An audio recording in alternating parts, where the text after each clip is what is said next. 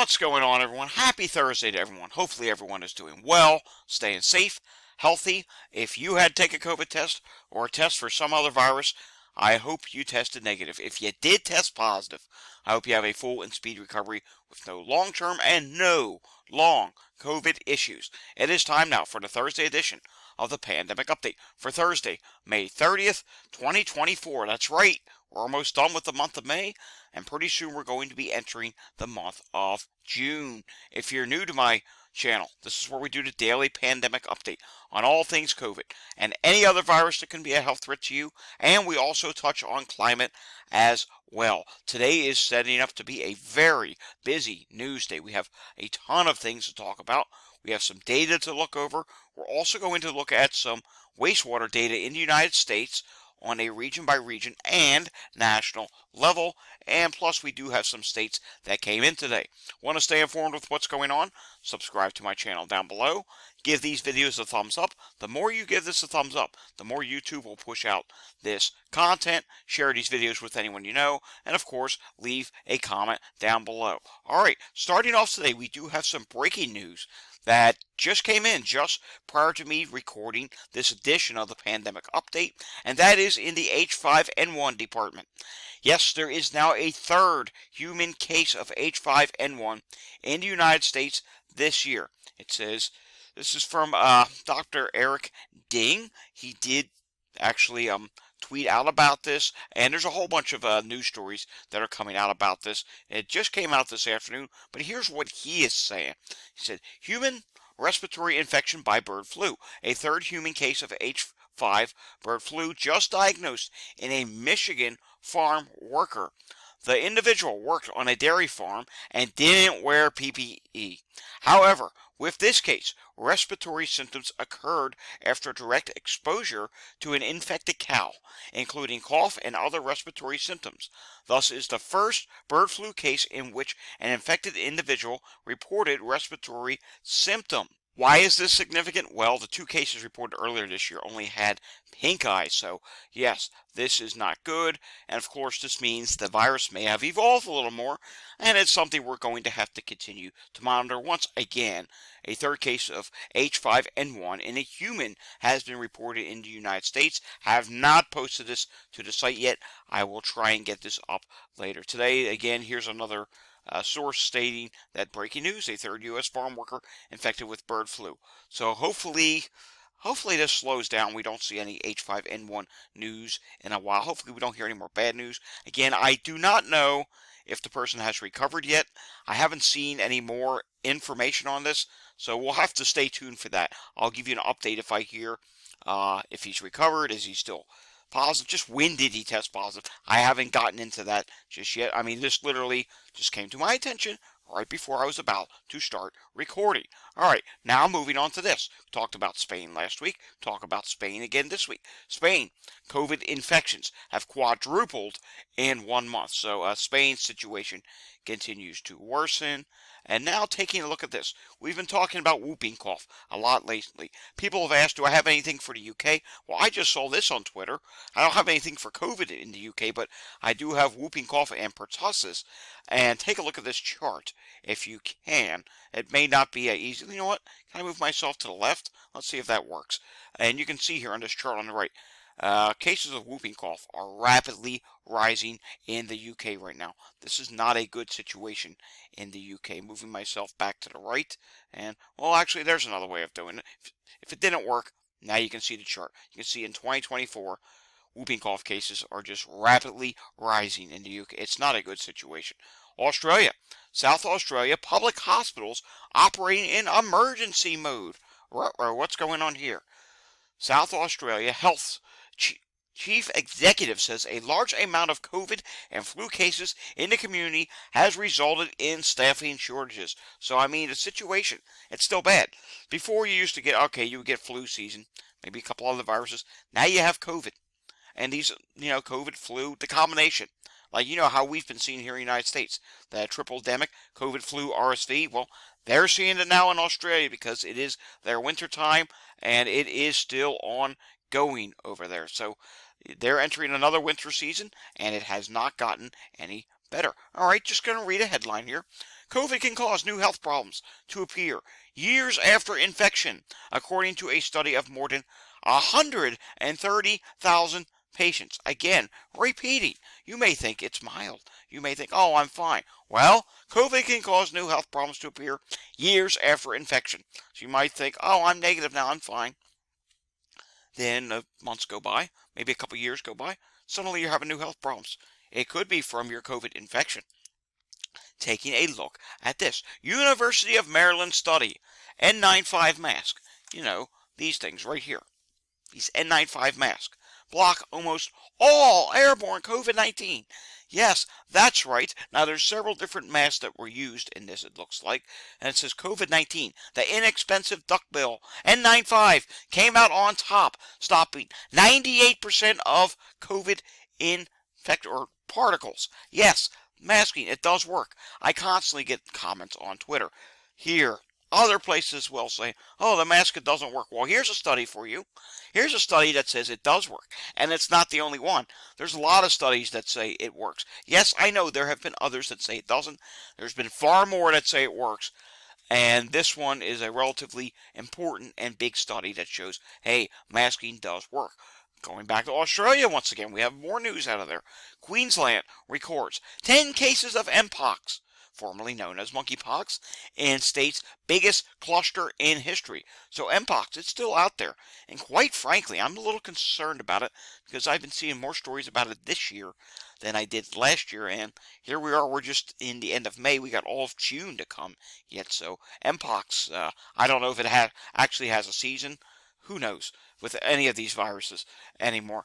But yeah, Mpox, it is starting to show its face once again. All right, someone asked me about Novavax, so I looked to see if I could find anything. And here's the deal with Novavax. Novavax awaits FDA decision on whether its next COVID shot can be offered in the U.S. Yes, unfortunately, FDA doesn't know if they want to include Novavax. This was as of May 24th.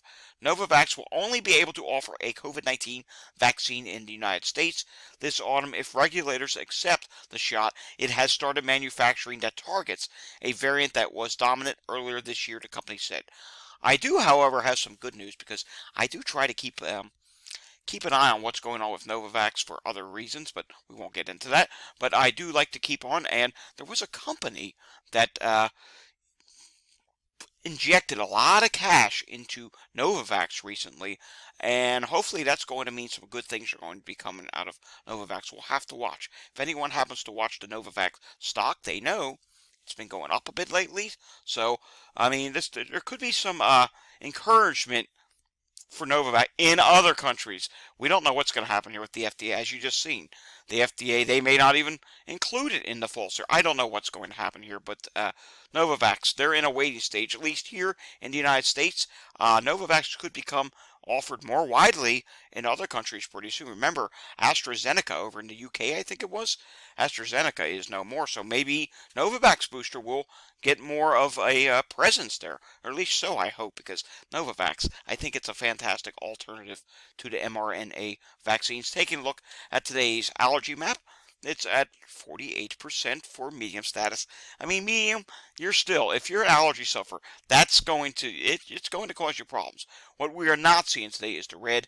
And if you take a look here, in some of the bigger cities in the Northeast, like New York City, Boston, portions of Connecticut, Rhode Island, you see green there. That's good to see. But you go northwest of that area, and the orange, it's there. It's much of upstate New York, much of Maine, Vermont, New Hampshire, Pennsylvania, Ohio, even back across Chicago. You're in the moderate today. So if you suffer with allergies in those areas, you're going to feel it today. Taking a look at what is going on with the air qualities in the United States, if this even bothers to load. I've been having trouble trying to get this page to load.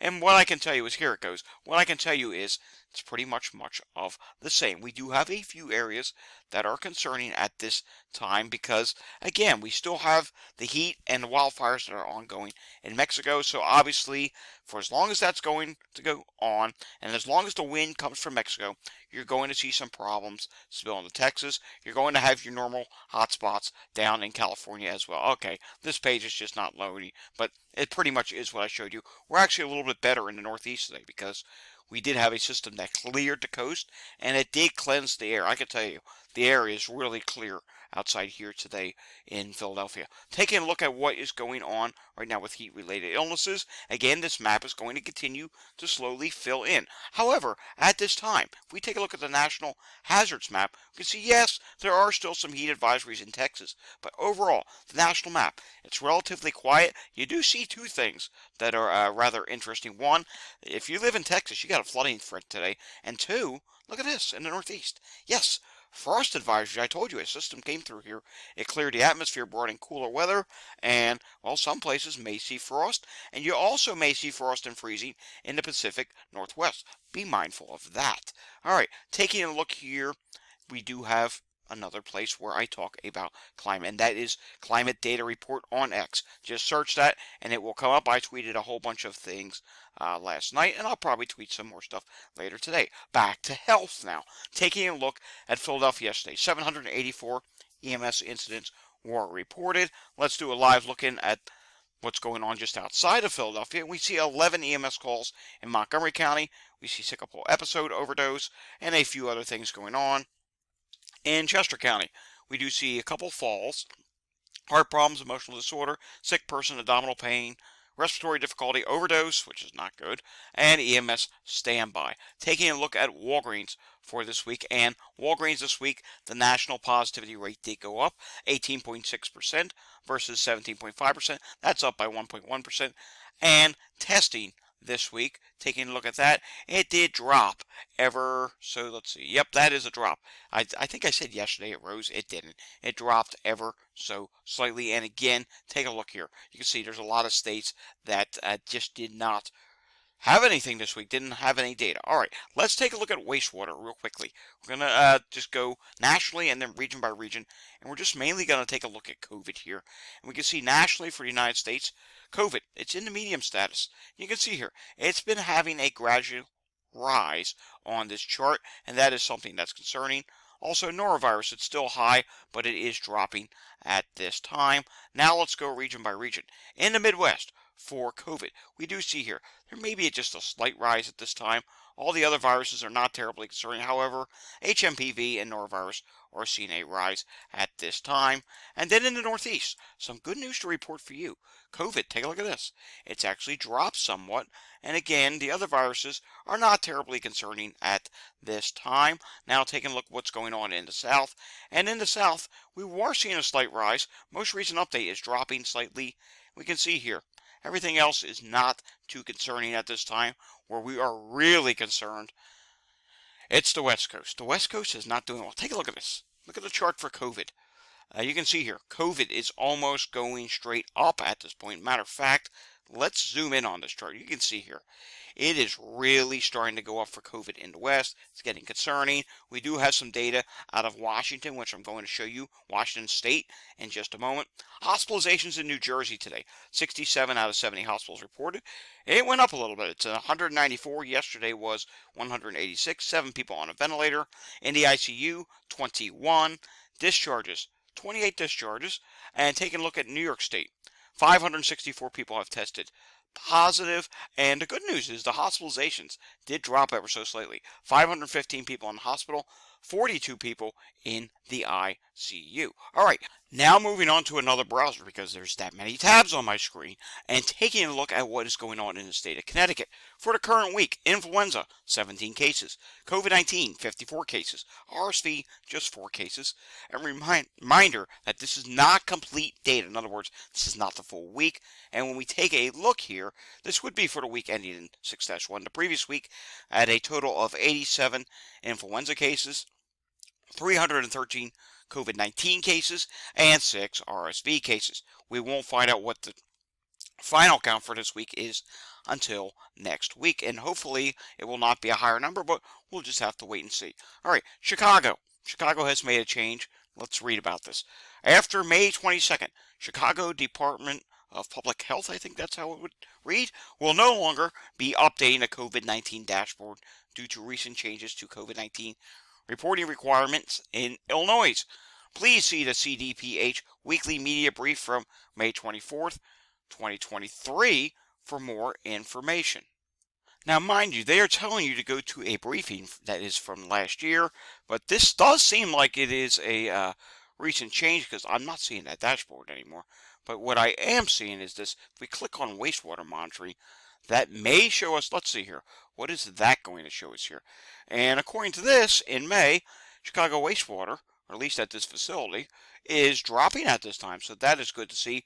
But as you know, when we go to the CDC page, sometimes it shows something different. All right, moving on from that, I will do some further investigating and see what we can come up with. It's just a sign of the times. Also, a sign of the times, we showed you the wastewater for the West Coast. Well, Washington is starting to see a rise, and taking a look at emergency department visits for COVID. They're up by 20%. Influenza is down by 25%. RSV is at 0%. And then when we go to hospital admissions, don't ask me why, it's down by 25%. But yet when we go to the number of ICU beds occupied for COVID-19, it's up by 3.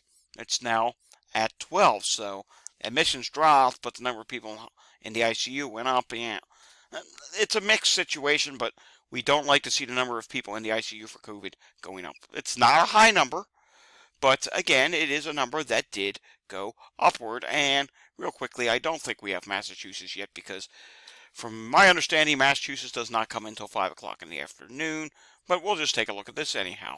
This is the latest update as of May 23rd. They had 8.1% of emergency department visits being for acute respiratory disease. Alrighty, folks, that does it for the Thursday edition of the Pandemic Update. We will get some new CDC data tomorrow. Maybe we will have an update on this Massachusetts data as well. And of course, any other news that pops up, I'm going to be monitoring for any more updates on that third human case of H5N1 now reported in the United States. So the number has climbed yet again. It's something we're going to have to continue to monitor. Of course, if there's any breaking updates, maybe I'll do a YouTube short at some point. Just stay tuned to the channel. If you enjoyed this content, give it a thumbs up. Want to see more content like this? Subscribe down below. Share this with anyone you know. And of course, leave a comment down below. I will see you all again next time. Until I see you again next time, stay safe, everyone, and have a fantastic Thursday evening. Thanks for watching.